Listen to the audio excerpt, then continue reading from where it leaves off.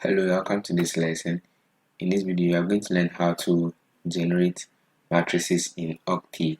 Okay, so let's look at how you are going to do this. So to generate a matrix, the first thing you have to do is to start with a left square bracket. So I have my left square bracket here. Okay, this is my left square bracket. Then you can now enter your elements. Okay, so for my elements, I have 1. Then what you do is that you're going to enter a series of elements, okay, and then you would like to separate these elements. To do this, we can use a comma or a blank to separate the elements. Okay, so I'm going to use comma in this case. So I'll have 1 comma, now 2 comma, and then 3. Okay, so these are the elements for the first row. Okay, so now I want to go ahead and enter the elements for the second row. Okay, so to do this, I'll bring a semicolon to indicate the end of a row. Then from there, I can begin to enter the element for the next row. So I'm going to have 4, 5, 6. Okay, then I'll go to the third row. I have to tap on semicolon to indicate the end of the second row. Then you can have 7, 8, and then 9. Okay, so now you have a 3 by 3 matrix. Okay, 3 rows, 3 columns. So we can close the matrix with a right square bracket. So from here, I will tap on enter, and then our matrix will be generated for us. So this is our matrix. Okay, so let's look at another way to generate this matrix. Okay, so I will start with my square bracket. Okay, and then I will enter my elements. Okay, so now what I'll do is that in this case I don't want to use comma anymore. Okay, so I'll not use comma, I'm going to use blank. So to use blank, what you do is that after entering your first element, you tap on spacebar, so it will leave a space, then enter the next element, then tap on spacebar, a space will be left, then enter the next element. Okay, then I will terminate with a semicolon, then I'll enter the element for the second row. We have 4, 5, and 6. Okay, I will end this row 2, then we can have 7, 8, and 9. Okay, then I will close this. So let's press enter and see what you get. So you see you have the same matrix, but we didn't use comma to separate the elements like we did for the first one. And also, you don't always have to enter all the elements on one line. Okay, you can enter all of them on different lines. Sorry, you don't have to enter all the rows on one line. Okay, you see from here you have row 1, row 2, and row 3 all on the same line. Okay, you can separate them. Okay, we can separate them. You don't always have to do it this way. So let's look at how we are going to do it. So I have my square bracket, and then 1, 2, 3. Okay, now I want to go to the next row. Okay, so to do this, I will use the semicolon. Okay, and then I'll press enter.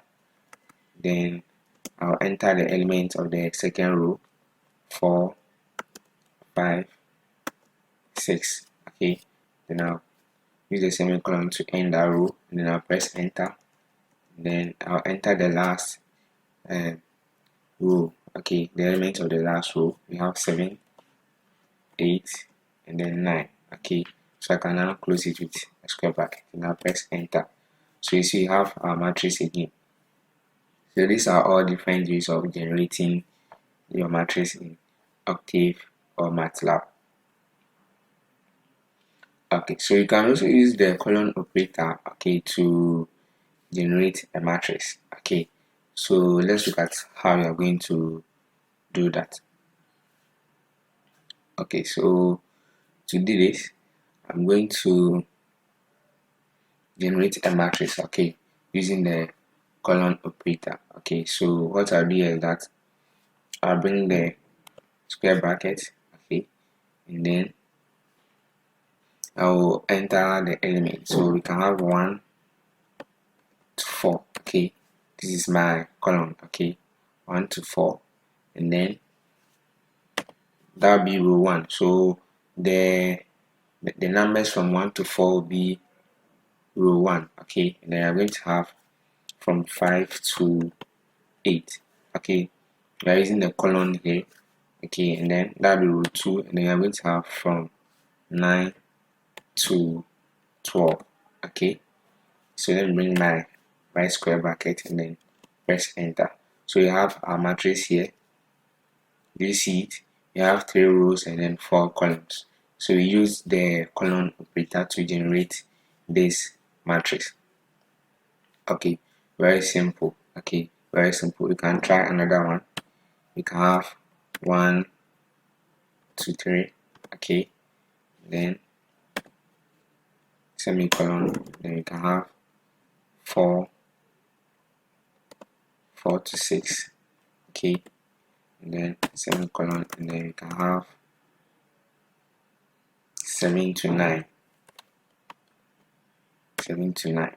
Okay, now bring my square bracket. Then we have our matrix. Okay, so these are all ways of generating a matrix in Octave or Matlab. Okay, so now let's look at how we are going to determine the dimensions of a matrix. Okay, so if I want to determine the number of rows and columns of a matrix, let's look at how we are going to do this. Okay, so to do this, I'm going to assign a matrix to a variable A. Okay, so let's say I have a variable A, and then I will assign a matrix to it. So I'm going to have 1, 2, 3, 4, 5, 6, 7, 8, 9. Okay, this is my matrix. So let's press enter. We have our matrix here. So you see, this is a 3 by 3 matrix, right? 3 rows, 3 columns. Okay, so if I want to know whether it is a 3 by 3 matrix or whatever, we are going to look at how to do it. Okay, we can use a command. Okay, so if I want to know the dimensions of this matrix A, I can say size. Okay, then I bring bracket, and then I'll enter the variable, and I'll close the bracket. So let's look at what you're going to get. So you see that when I enter the size, we're given the answer to be a 3 by 3. That means that this matrix here is a 3 by 3 matrix, and that's true. We have 3 rows. The rows are the horizontal arrangement of the numbers, and then the columns are the vertical arrangement. So you see that we have 3 rows and then 3 columns there. Okay, so now let's look at how you are going to determine the number of items in the longest dimensions of a 2D array. Okay, so for the matrix that we have, we're going to look at the number of items in the longest row. Okay, let's take it that way. So to do this, I'm going to have the command to be length of A. Okay, so length of A, that's 3. Okay, so that's the number of items in the longest dimension of the matrix that we have, which is the matrix A. Okay, so the next thing you are going to do is that you are going to generate matrices using built-in functions. Okay, so let's look at how you are going to do this. So I will assign a variable A. Okay, a variable A. Okay, and then what I'll do is that I will say zeros. Okay, zeros, and then I'll bring my bracket. So what I'll do is that the first value that will come will be the row. Okay, and then the second value that will come will be the column. So I need a matrix of zeros. Okay, the elements are all zeros. Okay, and then I need a 2 by 3 matrix. Okay, so 2 rows and then 3 columns. Okay, so this is what I want. So let's look at the matrix that you are going to generate. So you have this matrix here full of zeros. All the elements are zeros, or all the entries are zeros. Okay, so you have 2 rows and then 3 columns. Okay, so this is another way to generate a matrix. You can also say A equals ones. Okay, equals ones, and then need 2 rows and then 3 columns. Okay, let's close the bracket. then we have this matrix here. So this is another way of generating a matrix. Okay, so now let's look at how to index a matrix. Okay, let's look at how to index a matrix. So I'm going to assign a variable x, okay, to a matrix. Okay, so I have my square bracket here.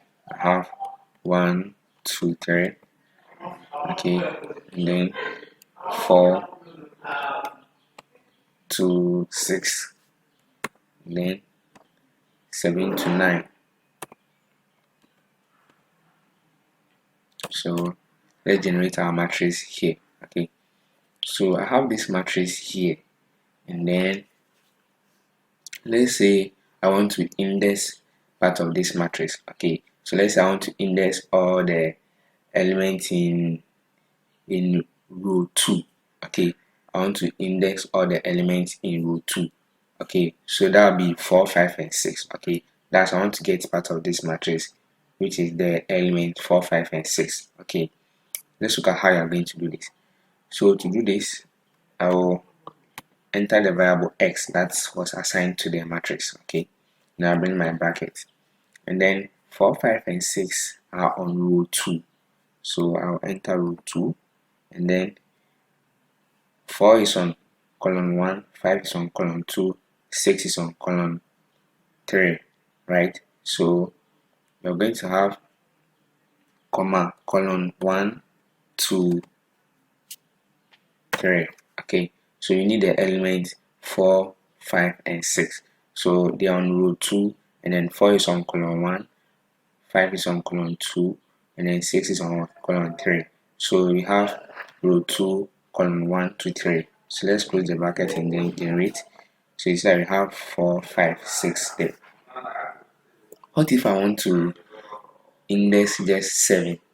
Okay, so when you look at the matrix X, 7 is on row 3.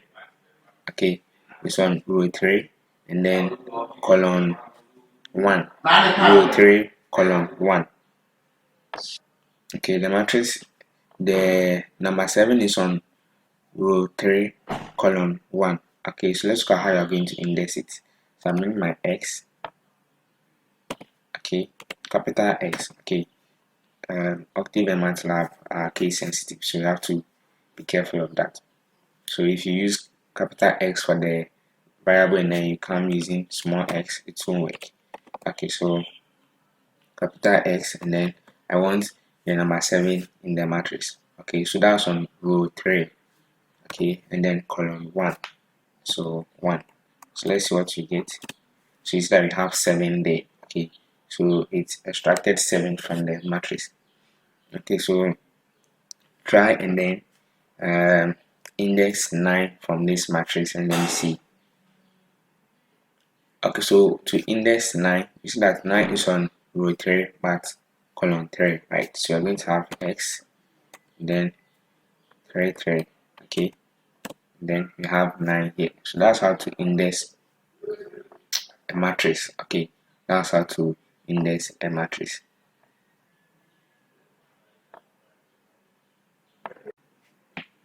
Okay, so we are still on indexing. Okay, indexing parts of a matrix. Okay, so let's look at some few more ways that we can do this. Okay, so let's say I have a matrix y. Okay, let's say I have a matrix assigned to the variable y. Okay, and then I have 1, 2, 3, 4, 5, 6, 7, 8. Okay, these are the elements of the matrix. Okay, this is a 1 row and then 8 columns matrix. Okay, so now what if I want to index the last value or the last element in this matrix?